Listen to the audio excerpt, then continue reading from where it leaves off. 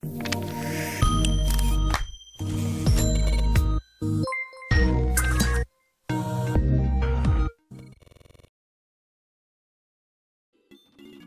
guys, and welcome back to That LP Show. The name of the game is Donkey Kong 64.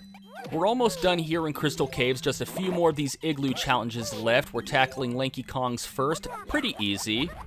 When you first come in, there's 2 naughties, just take them out real quick, and then 3 critters spawn in the area, and you need to take them out too. And once all 3 of them have been taken out, and some pads with Lanky Kong's face on them appear so you can float all the way up to the top of this, what do you call this? Rock formation. Anyway, there's a golden banana at the top. Anyway, as we float up here and over this platform, do my eyes deceive me? What is that underneath Lanky? What is that underneath the bananas? Could it be drop shadows? Why now of all times? Well, I could tell you why. It's because in this area, the light source is coming from directly above, so you actually have a proper drop shadow. Even though that golden banana that I picked up didn't have a drop shadow. Whatever. That's pretty much Lanky's last golden banana for this area until we turn in the blueprint. And if I can ever hit this blue balloon... Come on, come back around. And no. There we go. All right, 100 blue bananas. I'm just gonna slide my way down, why not? Saves time. Anyway, we are completely done in Crystal Caves with Lanky Kong. And really, am I just not able to walk in a straight line? And there's some yellow bananas surrounding the igloo, so I think I'll switch over to Donkey Kong real quick. Especially since the last thing we'll be doing, as usual, is turning in all the blueprints at Snide's HQ, and Chunky Kong actually has some green bananas that he can collect right next to there, so I'll save him for last. Just want to run 1 lap around the igloo, and then we'll go ahead and use DK's Bongo Blast.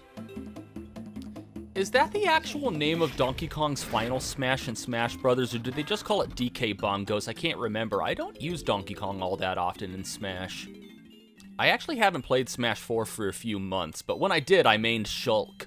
Anyway, this is the reason that I wanted to wait to do this igloo area until last. This particular challenge at DK's right here. I just want to... There we go. Now that I got that taken care of, I wanted to have... the 3rd melon, because as soon as we step into this icy spike maze, yeah, you take damage upon contact with the walls, so you need all the health you can get. I'm going to just run through here a few times. I most likely will die quite a few times, but as you can see, there are single yellow bananas strewn about inside of there.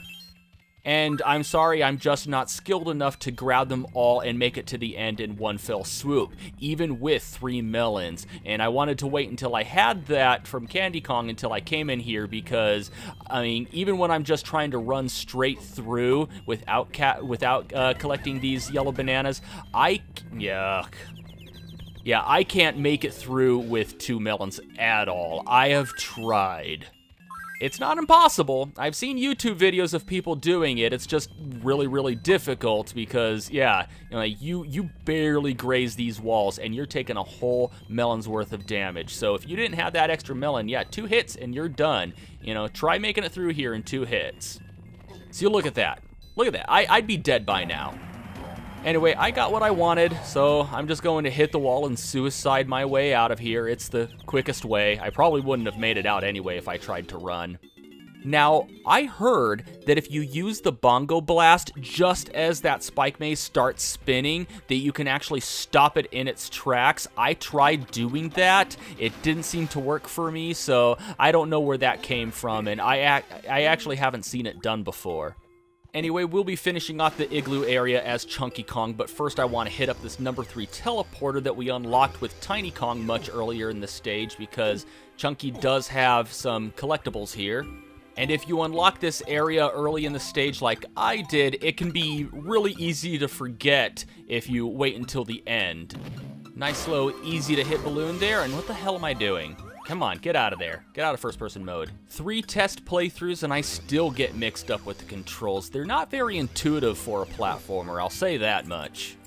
Okay, let's finish this final igloo challenge, and how much time do I... Oh, I'm only about 5 minutes in. This might actually end up being a short video. I'll see. You know what? I might be able to draw it out a bit. Maybe I should have made the last episode a little longer, because we're about to fight the boss here. Well, not right now, but it'll be the next thing we do, because we're going to turn in the blueprints right after this. Anyway, we got a rabbit strapped to some dynamite. He doesn't give us any explanation for who he is or why he's here, but we'll run into him during our revisit to Fungi Forest, and by then, you won't give a rat's ass. You'll actually wish you would let him just sit here and die. Pretty easy, though. Just protect him from these fireball monsters, whatever the hell they are. Little fireballs with feet and sunglasses. Just protect them until the timer hits 0 and you win. Now, how many of those things are allowed to actually hit him until he explodes, I have no idea, because I've never let it happen. But I have missed those things, and they've ended up hitting him, and he didn't immediately explode, so I know it's more than one. You do have some room for error. And this balloon's moving fast, so let's see if I can line up a good shot here. Okay. Bye-bye, bunny. I will see you later, and I'll most likely scream at you. And with that golden banana in hand, it is time to return the blueprints to Snide's HQ. We are almost done with Crystal Caves, and this is going to be a short video because I'm not even 7 minutes in. So you're probably wondering, we've been all over Crystal Caves at this point, and we haven't seen Snide's HQ pop up. Where is it? It's over here behind this thin ice wall that's actually pretty well hidden. And as you can see, we can get the last of Chunky's collectibles here.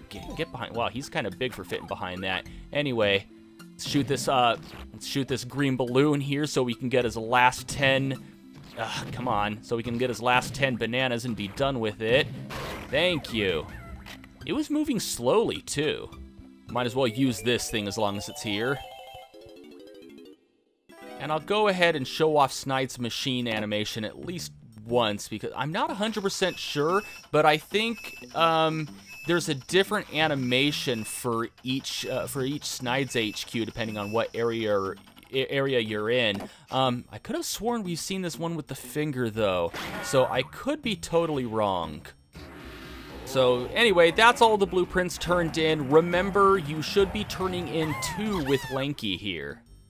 And the blueprint is almost complete. You can probably tell that, we have 2 to get from DK Isles, and we only have 1 more area left until the end of the game. So let's see how we're doing. Good.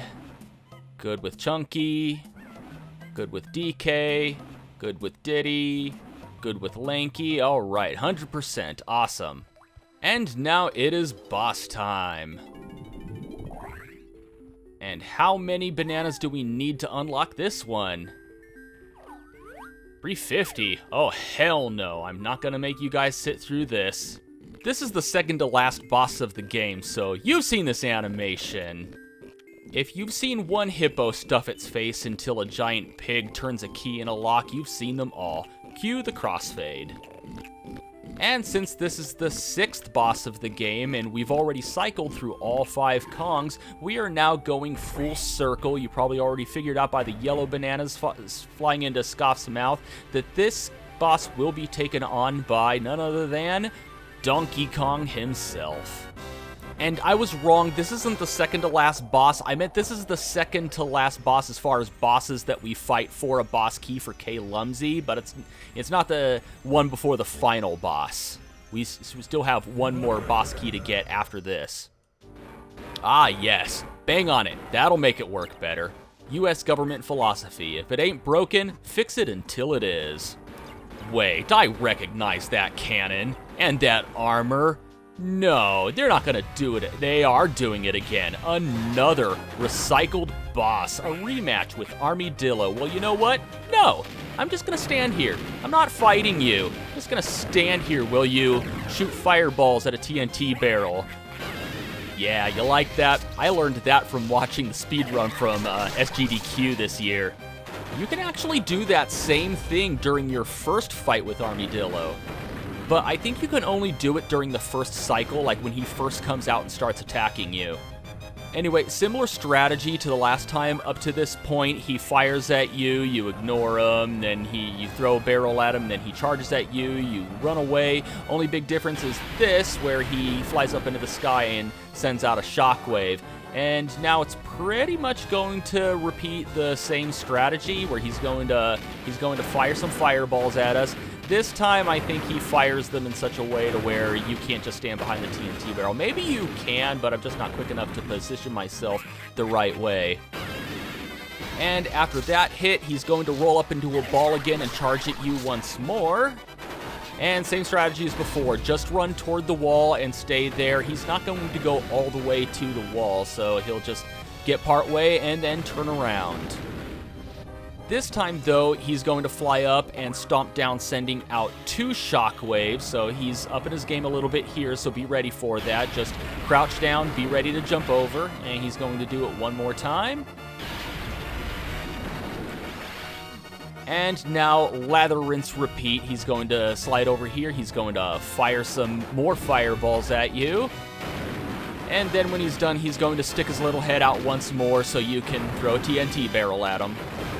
Yeah, for this rematch, he doesn't really up his game to the same level as Dogadon did, because you're never at a point where time is against you. In fact, during his finals phase, you can actually end the battle early if you really wanted to. Oh, he lost his cannon, so he's a little worse for wear. Anyway, pretty much repeating the same cycle as before. He's going to roll at you, just do the same thing you did before by keeping your distance from him. Now he's going to switch things up a little. He can no longer fire those fireballs at you, at least not the same way he did before out of those side cannons, but he still seems to have his rockets, and this time he is going to send out 3 shockwaves. So just think, same strategy as before, +1. That seems to be, his go-to method. And now, this is where he starts his pitiful attempt to step up his game. He's going to make it rain hellfire down upon thee. And he's so cocky and confident about it, too. All you gotta do, keep on moving, and you'll be just fine. In fact, you can see that the fireballs he drops even has drop shadows. And then he fires this bullet bill ripoff at you. Just run in a wide circle in order to avoid it until it times out and explodes. You can tell when it's going to time out by how fast it beeps. And then you just throw one final TNT barrel at him. And if you really wanted to, you could speed things up by intentionally getting hit by that last missile he shoots at you, and it'll immediately end the cycle, and he'll stick his head out for you to throw a TNT barrel at him. Yeah, but in terms of difficulty, that rematch with Armadillo was actually kind of a backstep. And I won't be turning this key into K-Lumsy quite yet. I'm looking at my timer here, and you know what? We have time. I will meet you back at Fungi Forest. Okay, welcome back to Fungi Forest. Our stay here will be very brief. We only have one thing to do here. Now that we have access to Lanky Kong's Orang stand, we can now acquire his 5th golden banana and finally close the book on Fungi Forest, calling it 100% complete. Okay, we want to warp to the area where we raced that owl as Diddy and switch over to Lanky with his tag barrel here, but unlike that race with the owl, we do want to make sure that it is daytime. I want to check my crystal coconut count real quick. Alright, looks like we're good. Yeah, we're gonna need crystal coconuts, especially if you screw up. And you know what? I want to take this guy out real quick. It's probably not going to do anything. I just don't want him possibly getting in my way, but he'll probably respawn anyway, so what's the point? And you can see our rabbit friend that we ran into in Crystal Caves just snoozing away there, so we're going to wake his ass up. Now, if we'd have come here during daytime during our first visit to Fungi Forest, he would be sleeping there. It's not like you have to unlock him by going to Crystal Caves first, so he will be here and you can wake him up and you can race him, so we're going to do that right now.